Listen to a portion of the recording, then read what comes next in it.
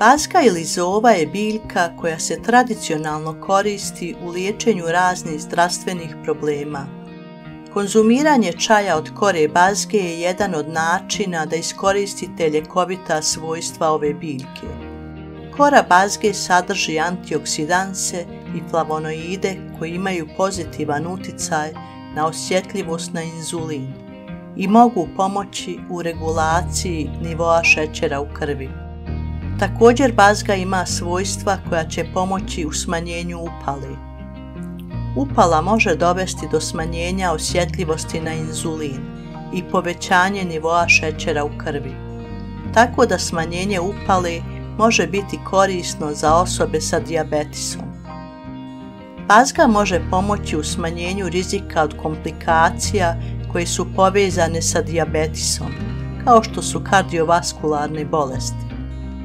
Bazga ima protivupalna i antioksidativna svojstva koja mogu pomoći u zaštiti srca i krvnih sudova. U prokuhanu vodu dodajte osušenu koru bazge. Iako se svježa kora bazge može koristiti za čaj, preporučuje se da se koristi osušena, jer svježa kora može biti teška za probavu i sadrži toksične tvari koje se mogu smanjiti sušenjem ili kuhanjem. Ostavite da se čaj kuha 10 do 15 minuta, dok tečnost ne postane zlatno smeđa i ne osjetite prijatan miris bazge. Čaj ostavite da se malo ohladi, a onda ga procijedite. Ako želite, dodajte med, limun ili drugi zaslađivač po želji. Pijte čaj dok je još topao.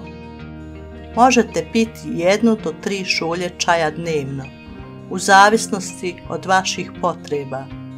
Prije nego što počnete da koristite čaj od kore bazge, uvjerite se da niste alergični na ovu biljku.